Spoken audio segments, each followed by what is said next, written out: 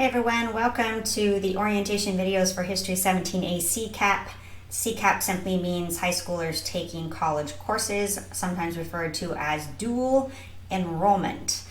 So you are taking a basic U.S. history course beginning August 29th and ending at the normal semester end, which is the 16th of December.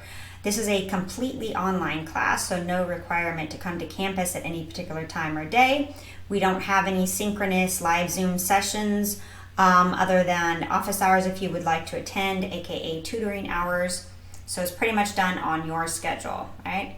My name is Mrs. Gardner. I'm going by Gardner Mendez now because I got married last year, and I'm in the process of changing my last name, which is a lengthy process, by the way, you ladies out there.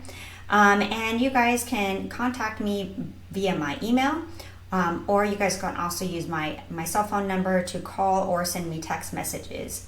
If you message me on my phone, please make sure to include your name and which class that you're taking. So for you folks, that would be History 17A CCAP.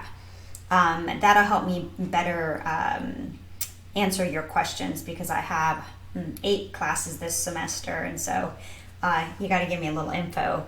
You can't just ask me, what's the homework for this week? That doesn't work, all right? I usually respond within a few hours, except for on the weekend sometimes if I'm at a cell phone range.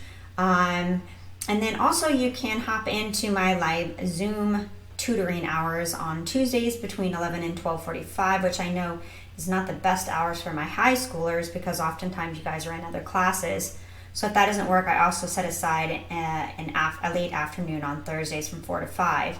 If none of those hours work for you, you can also set up an alternate time for us to chat by live Zoom, all right? Course description, this is just a basic U.S. history survey course. Survey course means that we go through a large section of history and we kind of barely skim the surface of it.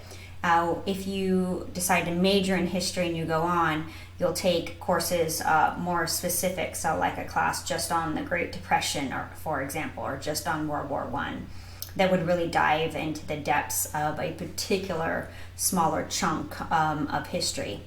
But we do try to kind of touch on major historical themes, political themes, cultural themes, and then also like big questions as it relates to politics and the Constitution and the evolution in our system of government. All right, the learning objective. So every course at the college has what they call student learning objectives. These are just kind of the big things that you're supposed to get by the end of the course. Interestingly enough, all of our history courses have the same learning outcomes, except for what we're studying changes, right? So you could be studying Asian history, world history, or in this case, you're studying U.S. history. It's the same 3 basic student learning outcomes. So the first is you need to demonstrate that you can read, understand, and evaluate both primary and secondary sources. So primary sources refer to any sources that are produced during the time period that we're studying.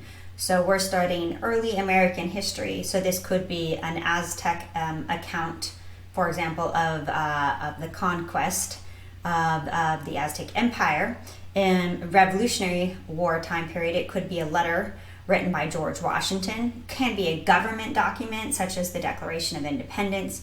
It's a document that is produced, or a cartoon that is produced during the time period we're studying. Any sort of written document produced during the time period we're studying. Secondary sources are written after the fact, and usually secondary sources rely heavily on primary source documents in order to make sense of what has happened in history. I kind of think of them as, if you will, if you've ever watched a detective show on television, you'll see the detective go to a crime scene and he'll collect evidence and he'll also collect witness testimonies. The evidence and the witness testimony is more of your primary source, right? But then he or she will write up a report of what they think happened. That's secondary, right? So your textbook, for example, is a secondary source. Conlon, its author, was not there when the conquistadors took over Central and South America. but he has read lots of primary source documents and actually other secondary sources as well to try to make sense and to write a summary of U.S. history that you are now reading. That's a secondary source, right?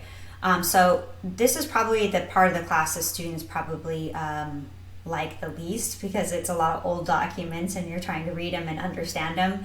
But it is a fundamental part of actually studying history in general.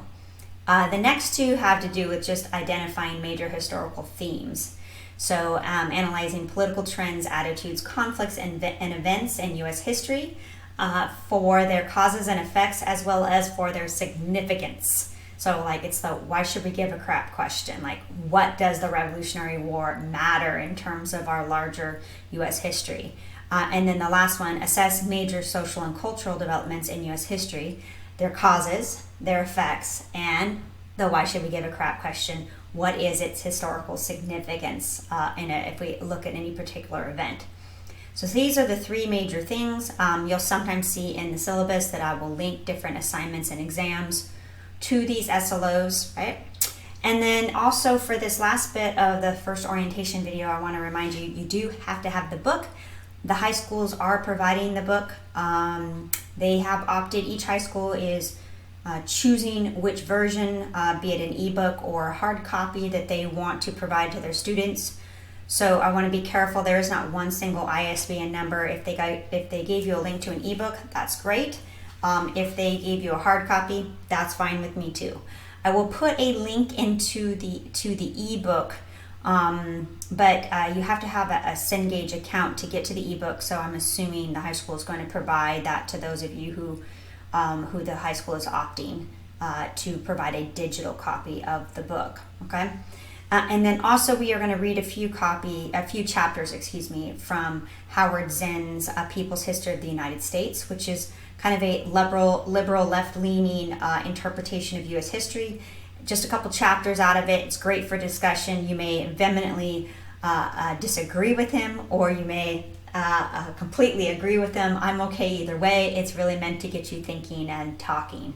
Okay, so that is the first part of the orientation video. So underneath this, you'll see just the first part of the syllabus I copied and pasted, but also above this, you'll see an actual link to the entire syllabus, a PDF copy that you can print and download, print, and go through as I walk you through these through the syllabus in the orientation videos. So that's it for the first one. Scroll down, click next.